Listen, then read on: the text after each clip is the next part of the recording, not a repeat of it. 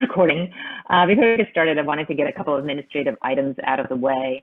As with all of our sessions, we would love to encourage you to be interactive as possible.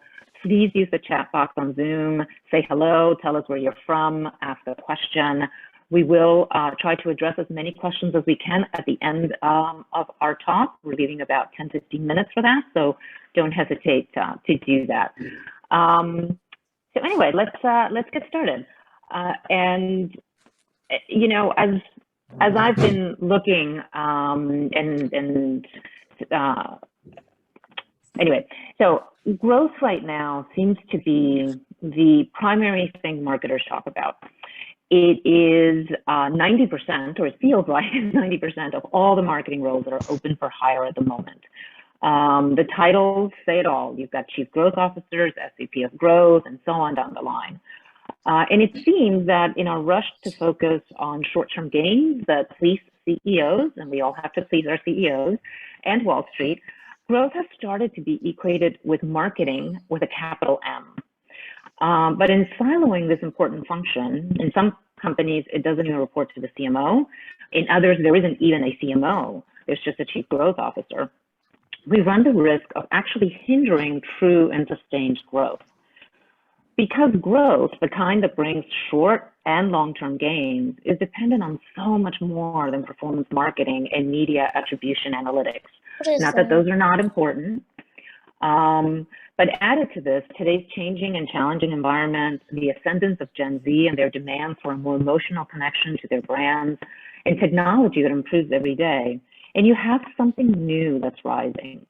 The best marketers really understand this, and today's panel is no exception.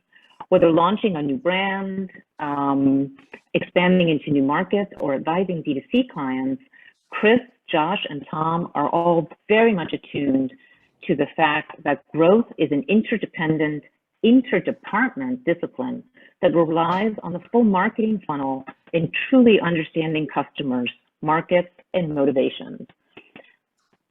So I'd like to introduce our panel who is going to tackle this really interesting and amazing topic. First up, we've got Chris Villarreal, Head of Brand at Novi at Meta. He will tell us all about that in a minute. This is Chris's third entrepreneurship role. He helped launch Plenty at American Express, Marcus by Goldman Sachs, and now Novi from Meta. Our second panelist is Tom Roach. He's a VP brand planning at Jellyfish. He has also been a singer in his former life and once performed to a full house at the Sydney Opera House, which I actually want to hear a lot more about. And last but certainly not least, Josh Ives, our SVP of Customer Operations at FanDuel. Josh was once described as a marketing guy who thinks he's a service guy and is focused on bringing a fresh perspective to the nature of customer care and experience at FanDuel. And with that said, I'm going to turn to Chris, who maybe can introduce yourself and tell us a little bit about what Novi is, what you are doing there, and who you are. Sure. Hi, everyone, and good morning, good afternoon, wherever you may be. My name is Chris Villarreal. I'm the head of brand for Novi at Meta, the artist formerly known as Facebook.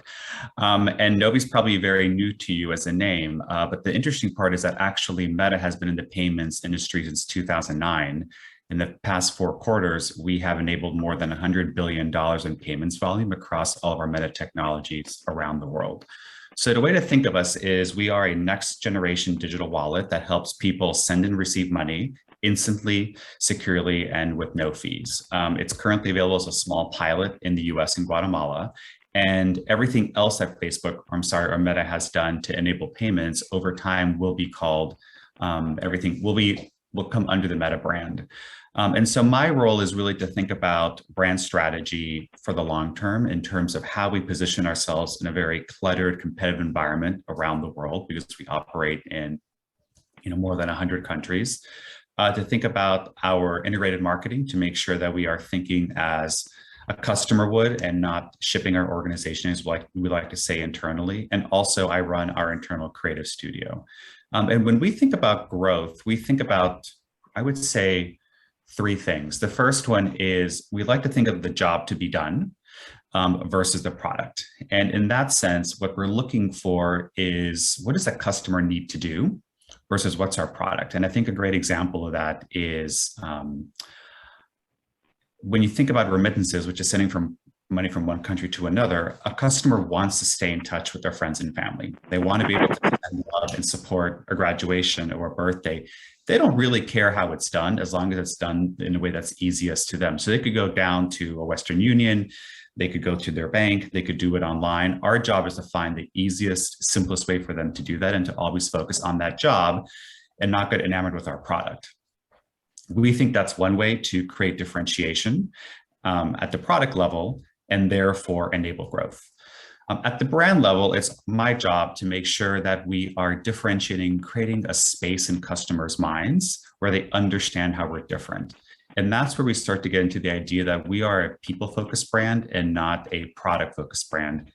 Everyone says they're people-focused, so that's not differentiating. But what that means is that we are often focused more on why people send money than how to send money. We talk a lot about the reasons that you stay in touch with people. We don't talk about our technology.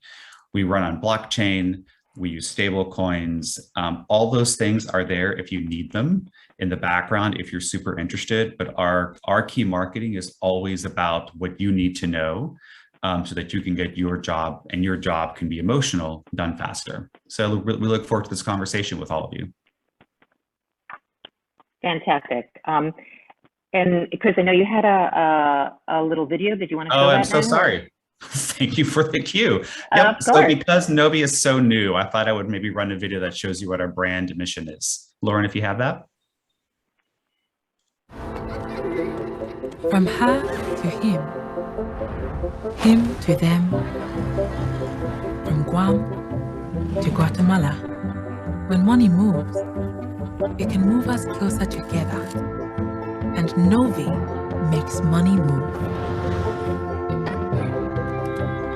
From wants to haves, dreams to plans, from running a business to making a family, from a grandfather to a granddaughter's education. No borders, no delays. Novi removes the barriers between people and money, making sending money as simple as sending a message, instantly, securely, socially, finally. For the ones who have a bank account and the millions who don't, Novi makes money move more freely for more people. Because when money moves more freely, the whole world moves forward. I'm just going to if I can just nerd out for like 30 seconds and tell you that that video was done at the height of COVID. And so we shot it from the comfort of our living rooms. That scene where you see that little girl come out with her quinceañera dress, that is an actual family. That is the actual dress that we bought for her, that she wore to her quinceañera. Oh. And that is the first time her father saw her in that dress. And that's a kind of authenticity we want to portray as a brand. That's amazing. Amazing. Thank you for sharing that. Wonderful, wonderful work. So much to unpack in what you said. We'll get to it after our other two panelists. So Josh, maybe you can tell us a little bit about yourself in FanDuel, which is a very popular brand right now, and you've got a lot of work happening as you keep launching into new places. Yeah, it's an exciting space to be in right now. Just to give an idea, about 25% of the US today can legally bet on sports. By the end of 2022, we expect that to be about 50%. So a hugely growing addressable market. And obviously, talking about growth, that's a luxury for us to be in a market that is literally growing at that scale. One of the things that I focused on in my entire career is growth, but not just from the point of acquisition. I think a huge number of companies focus so hard on acquisition and miss a retention aspect that, interestingly, when done well, also fuels growth. because if you're retaining your customers, by definition, they're becoming loyalists and advocates, which feeds growth. And so the comment you had about a marketing guy that thinks he's a service guy, I think service is marketing. And there's no more real moment for all of the great things we do as marketers to inform people, educate them, and, tell them about our brand. That becomes real at the moment when they reach out to us and want help. And so I'm consistently looking to align and marketing and brand voice with the services organizations. And that's really been my focus for my entire career is how we do that. Back at Samsung, we I think we'll talk about this a little bit later. We had a product recall, and service became the rebuilder of trust. And I just, that to me is really what I focus on. And when I think about growth, I think about not just addition, but how do we reduce subtraction as well. And there's not a company on this earth that doesn't have a leaky bucket that they're adding customers to every day. How do we reduce those leaks? That's great. Thank you, Josh. And yes, we'll talk a little bit more about Samsung probably later, because that's such a fascinating story, and the role of customer service in building brand and building brand loyalty is really, really important. Tom, last but definitely not least, straight from the UK, tell us a bit about what you're doing, because you're working with some really, really fascinating clients.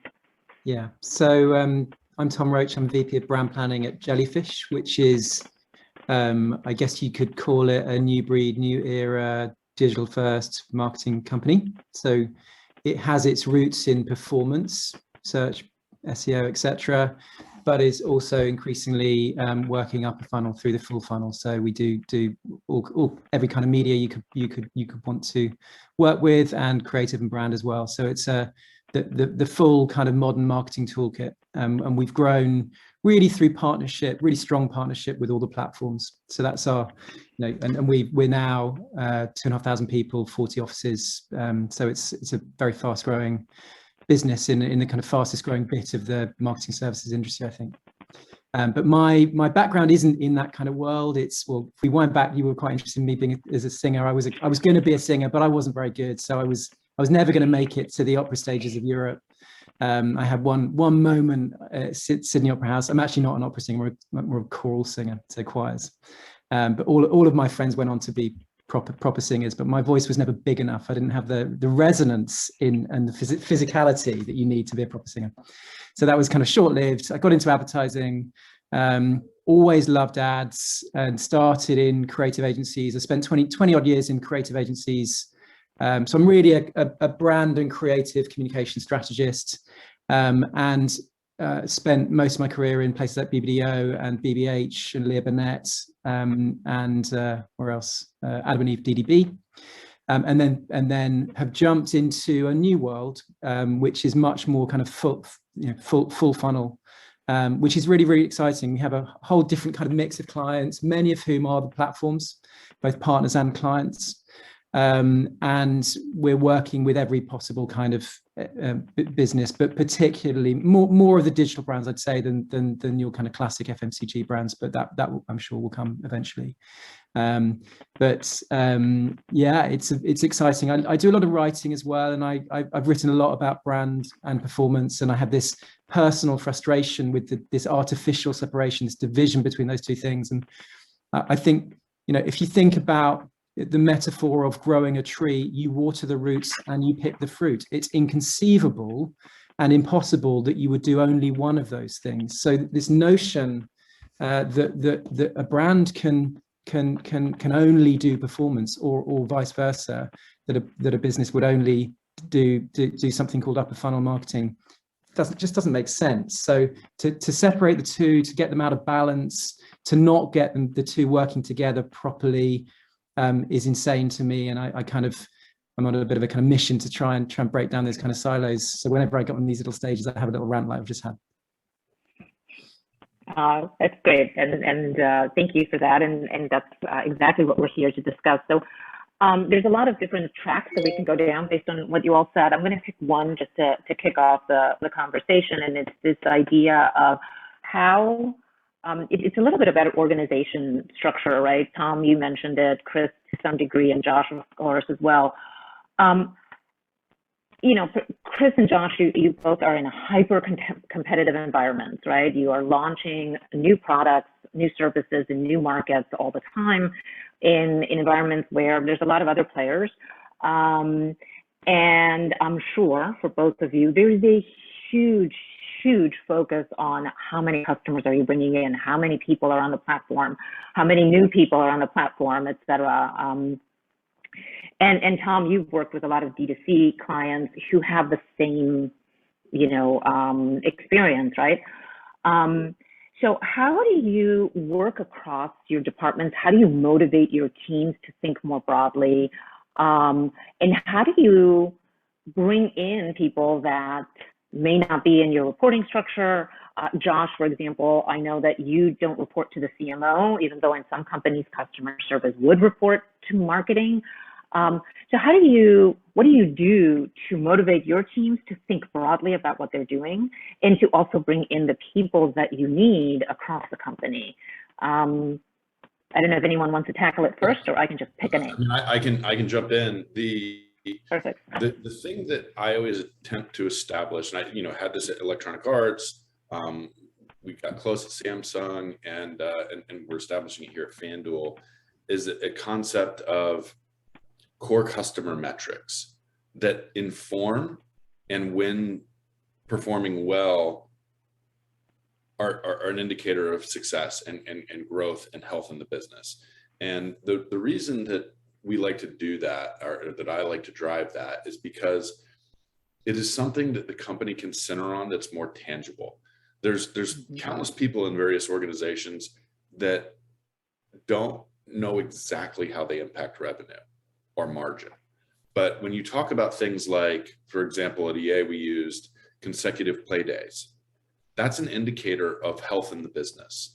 Of course, we had an average spend per player. That's a normal metric that everyone could understand.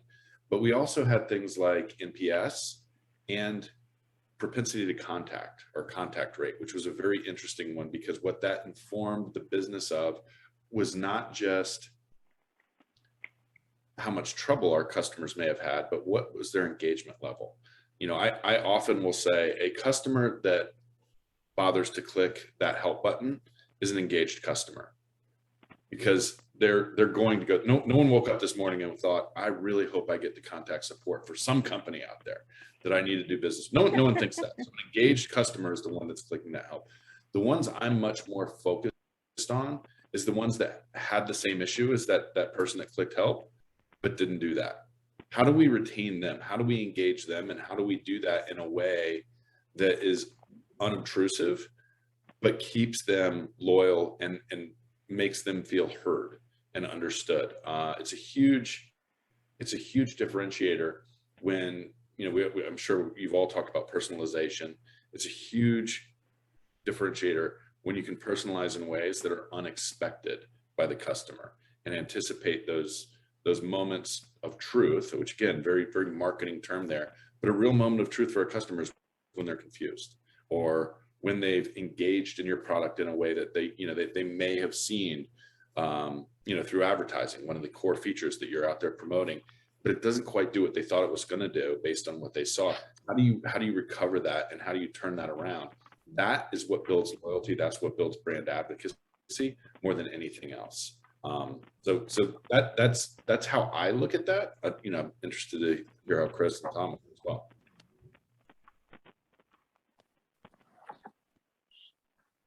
Chris, do you want to take it? Yeah. So I think that, so much of what you said, Josh, rings so true, because I think that brand is often confused with advertising, which is different. I also think that the brand team can sometimes be seen as living in an ivory tower and basically saying no to good ideas or to other initiatives that other people want to do. And so I'm always telling my team that it's our job to help other people understand how they can impact brand. And we have specialized skills in marketing that we want to share and we want to bring people into, right? And so one of the perfect examples, which you already talked about, is customer service.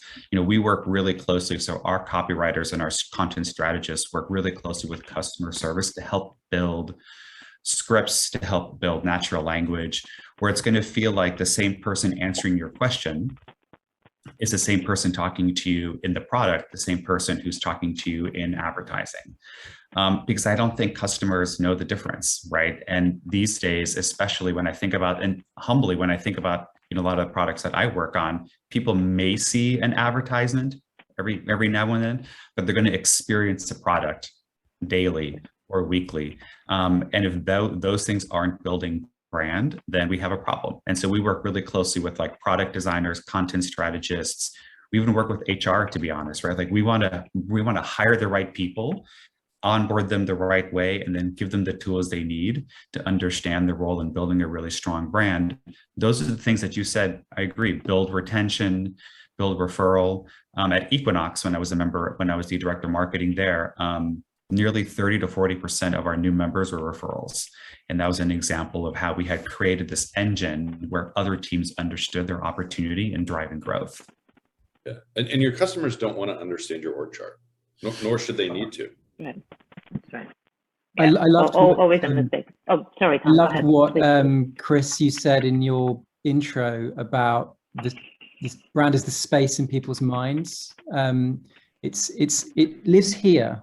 It doesn't live anywhere else. It's memories and its associations with your business, with with everything that lives in people's minds. And in this weird, I probably do it as well. I think we all do it sometimes, making this assumption that upper funnel means brand, upper funnel means creative, brand means creative. Those things sometimes are true, but it's not. It's almost most of the time it's not true. Brands, and I think this brings in the customer experience thing. Customer experience, when done well, delivers great memories. Experience. There is nothing more emotional than a real life experience with a business, with a brand, and experiences drive memories.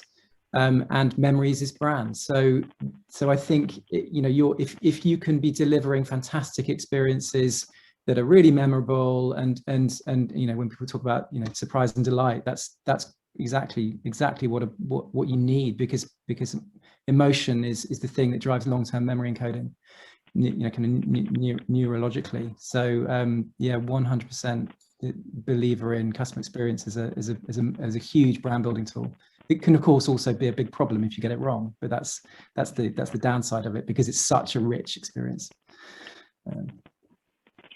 Yeah, I had a boss once who said to me after a mistake was made in the marketplace, and it's always stayed with me. I was very young at the time. I think I'd been out of college only a couple of years. And he said, there's always going to be mistakes. Stuff is going to go wrong. A product will not work, or maybe it'll even blow up. Who knows, Josh?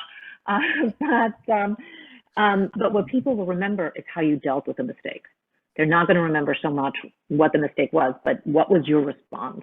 And that, to everything you guys are saying, will build, if that's handled well, it will build a good memory, it will build a good, loyal brand. And get you hopefully to have better retention, but the referrals are also incredibly important, right? Good word of mouth is something that you can't pay for, and can definitely make you much more successful than you would be, because at the end of the day, you can't keep buying customers, right? Eventually you run out of money. So you need to have an engine that does it for you, that doesn't cost you that kind of money. Okay, so a lot of really, really great stuff there. Thank you all for that. Let's talk a little bit about technology, just because it's a topic that comes up a lot. Some people are really enamored by it and like to talk about it a lot. I love what, Chris, you said at the beginning about this is the why, not the how. And my feeling is, if the technology works really well, whether it's fantastic personalization or it's a product user experience or whatever it is, I think it becomes invisible, right? People don't even think about it. It's just beautiful. But technology is really important. And I worry sometimes that we, in marketing, get enamored by it so much that we forget strategically what we need to accomplish because the technology gets us so excited. Can you talk, maybe Josh, we'll start with you with FanDuel, because obviously a tech product in a lot of ways, enabling people to bet in sports and to do it well. But can you talk a little bit about technology and how it affects the brand, how it affects what you do? To what degree are you guys always looking for new ways of improving what the experience is? Yeah, I mean, so, obviously at our core, we are, in fact, a tech company, right? We make apps and websites that allow people to bet on sports, engage with each other while doing so, and make every, what we like to say is make every moment matter more. So you're a sports fan. How do I engage in that in a new way that makes me care even more than just, oh, that's my favorite team? And so we do that, and technology is obviously the enabler for us. Well, I think you said it pretty well. We tend to look at technology as the gateway to the experience that we want to provide. And so, of course, we're always looking at, what's coming, where can we go, what are new ways of achieving things. We're a heavily regulated industry. There's experiences that we deliver to our customers that are not our choice to deliver. Individual states have regulations about how we authenticate customers, and not surprisingly, regulators don't always have the best customer experience in mind. So we look for ways to use technology to meet those regulations while improving the experience. And to me, that's what's important. Kind of contrast, stepping away from FanDuel for a second, Apple and Samsung, and I've spent time with both those companies. And Samsung is an engineering company, and Apple is an experience company. They both have great technology, but there's a reason that people gravitate towards Apple in a different way. And it's because they lead with experience and look to technology to enable it. And, to me, Samsung is a company that looks at what is possible and just does it because it's cutting edge, it's cool. And don't get me wrong, they're amazing at it. But very often the experience feels a little disjointed because it's just, hey, we figured out we could do this thing, so we went and did it. And it hasn't quite materialized into an experience. And look, I think you need both types of companies in the world. And there's lots of people that prefer that sort of bleeding edge. I can do this thing no one else can do. Look how I let me click 500 buttons and make it work. And then there's people that just want that seamlessness in their life. And there's room for both of those things. And I think that's, to me, the big differentiator in two ways to look at technology and how you implement it. It is a way to make your brand real for the customer, but it is also it can also be faceless. If you're not associating it with the experience that actually ties to your brand. There's lots of things we could do at FanDuel that we don't, because it's not where we're going. And so I think that's sort of in my head, from a technology perspective, is how do you leverage it in ways that associate to your brand? And I'm not even touching on insights we can get about customers. I'm just talking about experiences that we deliver. And I'm sure Tom or Chris will have some thoughts on insights, but that's how we look at it. Thank you. That's great. Chris, it feels like it flows very well into what you're trying to achieve in the conversations you and I had about building the emotional side as opposed to explaining how the damn thing works. I know you touched on that a little bit. Do you want to tell us a little bit more about how you are ensuring that takes the lead, as opposed to, well, we have blockchain, we have this, it's really cool what we can do, and no one else can do it. Right. How are you making sure that the balance doesn't shift in the other direction? Yeah, I mean, we are also a technology company, like through and through, right? You even think about our new name for our parent company, and there are so many. What I always like to say, they're like shiny objects. We've got Bitcoin, we've got blockchain, we've got NFTs, we've got all these things like dancing out there that are just like a catnip for our engineers and our product designers. But at the end of the day, what my boss says something that I think is so powerful. She says, "What's in it for me?" Right? And if you can't explain that in a way that a regular person or our customer is going to understand, then I think there's no reason to talk about it, right? So, like, I don't know how a debit card works, but I use it all the time, and I assume that it works, and that's amazing. I don't need to know how blockchain works if it's going to deliver instant transactions and there's going to be no fees. And that's the things that we talk about, because we're always focused on what does a customer want to get done. And let's talk about that. If you want to get, like I said, if you want to peel the onion back and find out more information, great. But you have to be able to, I think you have to be able to remember that people are really busy. People have other things they're worried about. Your technology and your brand is honestly not that important to them. A few exceptions we've already talked about.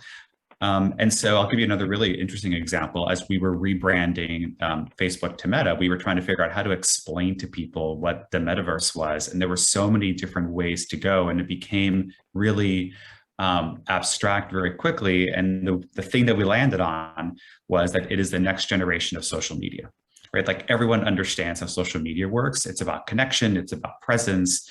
And when you talk about it that way, it becomes a lot more simple for people to understand, like, what they can expect and why they should care. And I think that why they should care is really important, and we sometimes forget about that. That's great. And I had not heard metaverse being explained as the next generation of social media, but yeah, it makes total sense. It automatically gives you a vision of what it might be. It won't give you the vision, the totality of that vision, because I'm sure that totality is probably mind-boggling, but it gives you enough to at least grasp it, right? As opposed to feeling like it's something truly abstract that has nothing to do with your personal life. Yeah, and maybe you don't need to understand it. Like, you've got to put food on the table. You've got to get, like, the kids to school. You've got to, like, make sure you're wearing pants for your next Zoom call. Like, getting enough of it is enough so that you can, like, move on. And then, like, the next time we talk to you, you'll hear a little bit more and get more detail, and maybe be more interested and click on that growth banner. Right. There you go. Tom, with the clients, the D2C clients that you're working with, how does this interplay between the why, the how, the technology, the experience, how does that work? And I'm sure you are probably one of the people that pushes back on them and the need for brand. If you could talk a little bit about that, that would be fascinating. Okay, there's a lot in there. Can I just have a little word on technology before I get into the brand? Of course, yes. Sorry about that. I think that it's so hard, isn't it? Because marketers get accused of being neophiles and obsessed with the shiny new objects, and yet marketing and communication has repeatedly been revolutionized by technologies like papyrus and paper and the printing press and TV and the internet. So, it does look like the metaverse is likely to be one of those big new revolutions, the next revolution. I'm not an expert at all to say whether it definitely is. And it does look like blockchain and NFTs are quite interesting. Whether they're quite as revolutionary as the metaverse is going to be, I have no idea. So there's some justification, I think, for us being interested in the new. And of course, some businesses, some brands are going to be more risk averse, and some are going to be more excited by the new stuff. And it's, I think, always about balance, and always about, some businesses are, of course, they're going to wait to see if something works and if something's useful to jump on it. Other businesses get real kicks out of looking incredibly innovative and doing that stuff. And certain marketers will get, they have their career, their kind of sort of their ego in mind when they're thinking about, can I be the first to use this particular new technology? And that can be advantageous in career terms, if not in commercial terms. So there's all sorts of reasons why technology is sort of helpful personally for consumers, and for professionally for marketers, and commercially for businesses. And you can be on one side of the fence or another. I think it's probably best to be in the middle in these things. So that's kind of where I stand on the fence.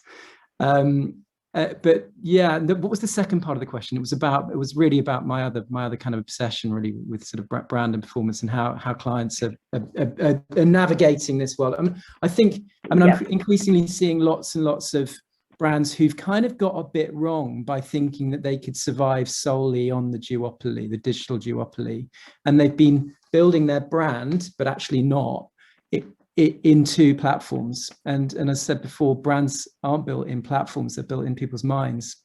So we're spending a lot of time re-educating our clients around what they really need to do, and kind of reversing them out of a bit of a corner that they found themselves in, where they've been building their business in certain platforms, and they found that actually they need to be broader than that, and they need to be reaching more customers that they can reach in those platforms, and probably spreading their communication more widely, and in ways that can have more of a lasting impact in people's memories.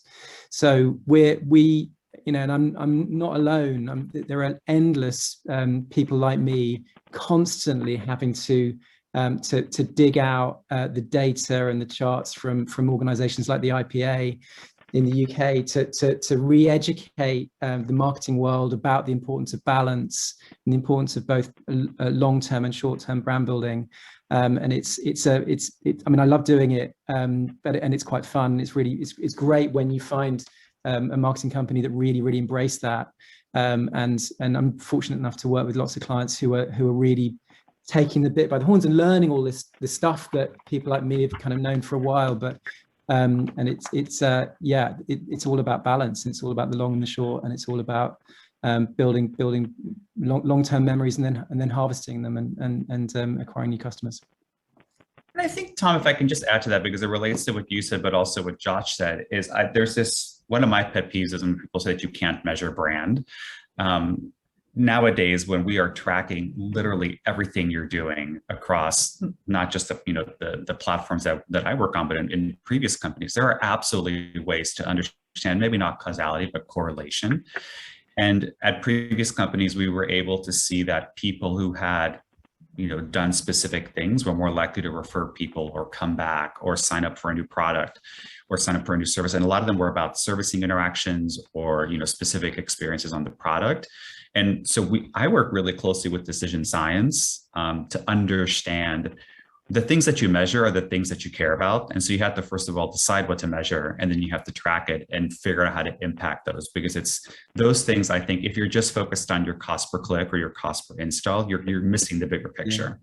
Yeah. And I think that point about determining the metrics that matter for your business and your brand is, I think, strangely forgotten by many companies who just blindly follow a very set funnel that has been dictated to them by various organizations. And they of course need to think about those metrics that are relevant to their business, not just a generic set.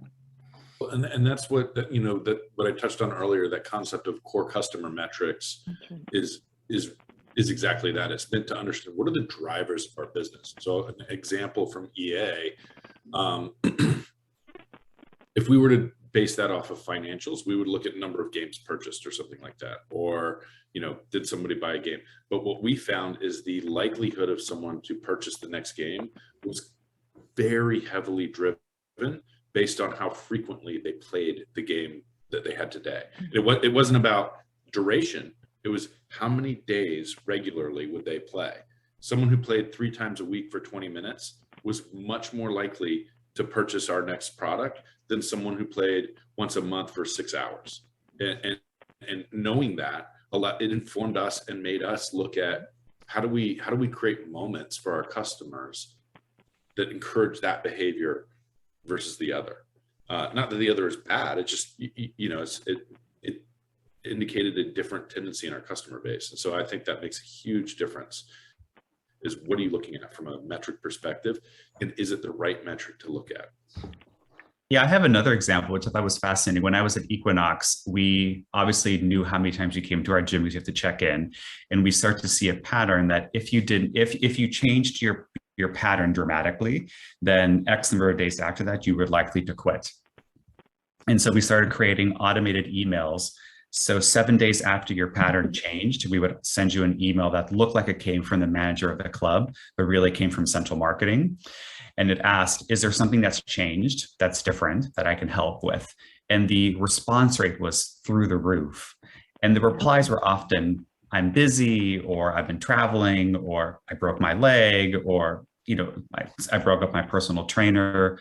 But that opportunity to get someone to tell you why they were changing their behavior with you was invaluable, and the amount of attrition that we stopped because of that was dramatic, right? And so instead of having to go out and find another person, keep the person you already have who potentially doesn't understand that there's a way for them to tell you like what they need from you.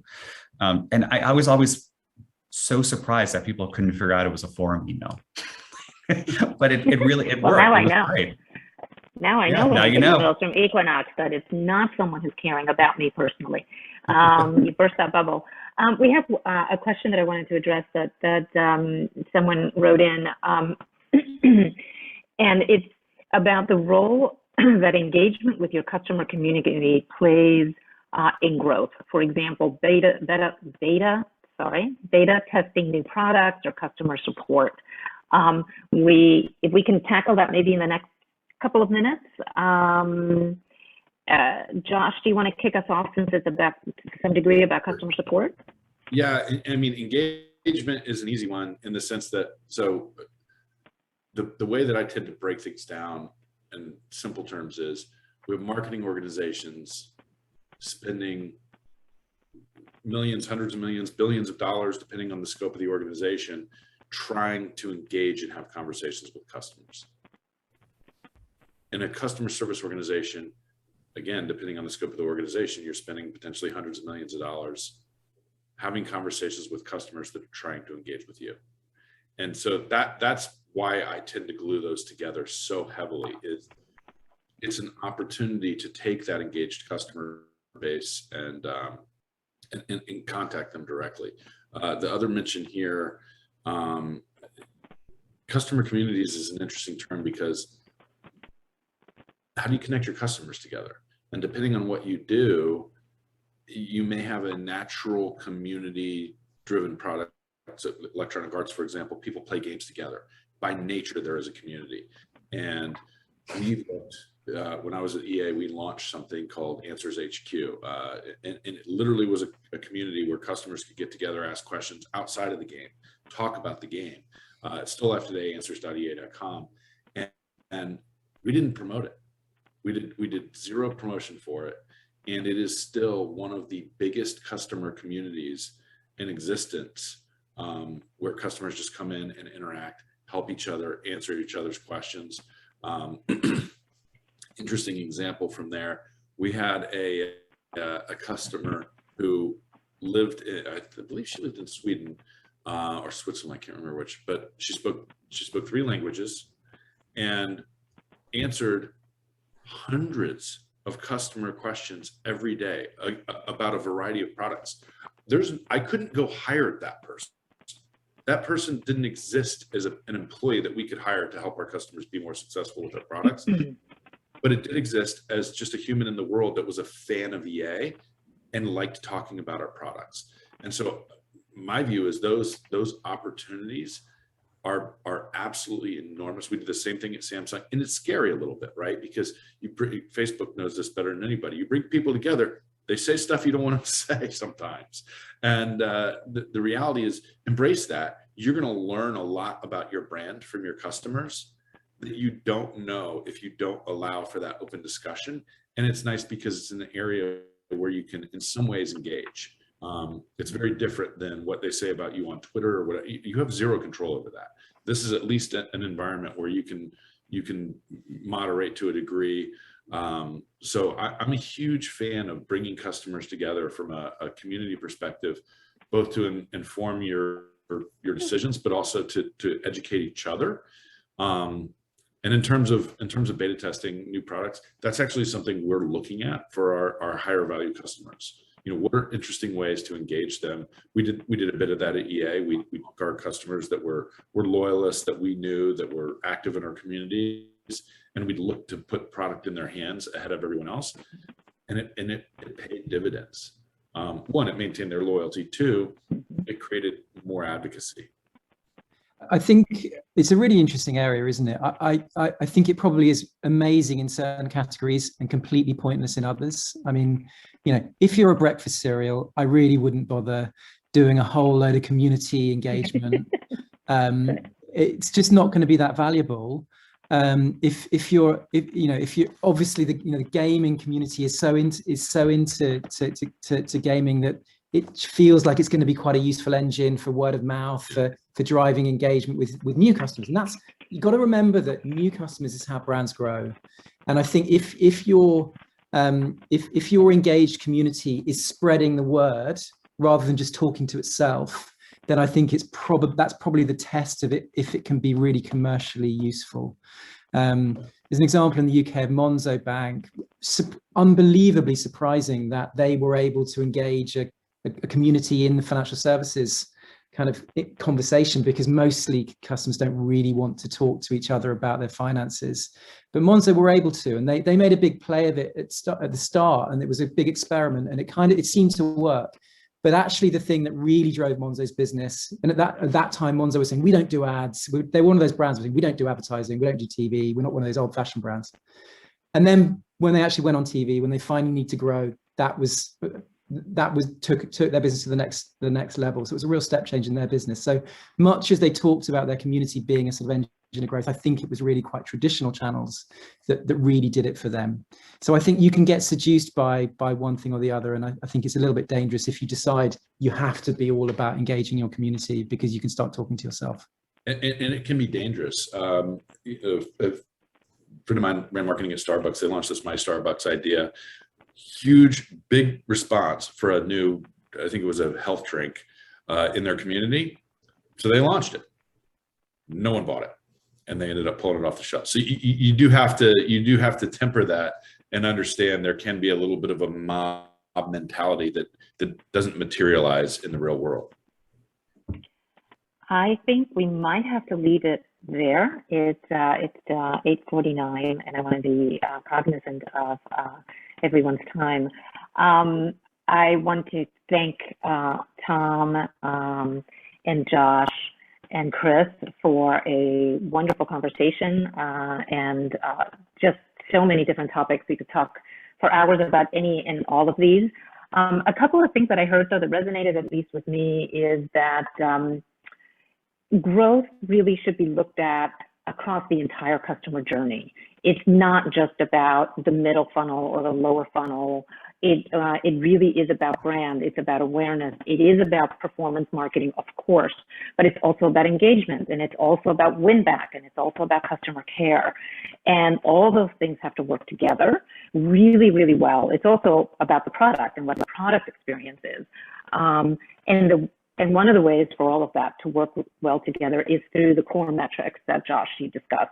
At Discovery, it's funny, we have the same thing. We call them heartbeat metrics, but it's the same idea. What are the really, really important things? What are the insights you get from those? And it is true, like everything else, you care about what you measure. So I think as a senior marketer, one of the things you probably have to be very careful about is making sure you are measuring everything so that you can continue to feed the growth, but growth from both sides, from new acquisition, but also from retention and from referrals, which are incredibly important for a healthy business. I love the focus on the why, not the how. I think that is a lesson that we can all take, regardless of whether you're in engagement, you're in growth, you're in brand. I think you should always focus on the why. Why are people using your product? What is it that it's enabling? What is it that is making them feel good about it? And inform all your efforts around that. And then this issue about this sort of artificial separation of these different marketing functions that unfortunately happens in some companies, and how to break down those silos through relationships, through reporting structures, through metrics, which I think is a very a wonderful way to do it, because it takes all emotion out of it. You're just focusing on the metrics that make the most sense, and what people can do in order to help those metrics improve. So I think it was a really fabulous conversation. I hope you all agree I will say the other point that that I loved was, Josh, where you talked about you're already having these conversations. We spend billions to strike conversations that are sometimes not particularly authentic. In customer care, these conversations are authentic, and it is very much a place where you can improve growth, you can improve brand loyalty, et cetera. And you can also learn what customer care knows about the customers can really affect the marketing that people are doing at the other parts of the customer journey. So anyway, I could talk a whole lot more about all of this. I think you guys are fascinating. You all work for some amazing brands. Thank you so much for being here. I think the feedback poll has popped up for folks. Please let us know what you thought. Please be on the lookout for other events. And of course, feel free to reach out to us at the Marketing Society with any thoughts, ideas, et cetera. We'd love to hear from our members. And thank you to our panel, who has been absolutely wonderful, and some of whom woke up very early this morning to be here with us. So, except for Tom. So I appreciate you all being here. Thank you all.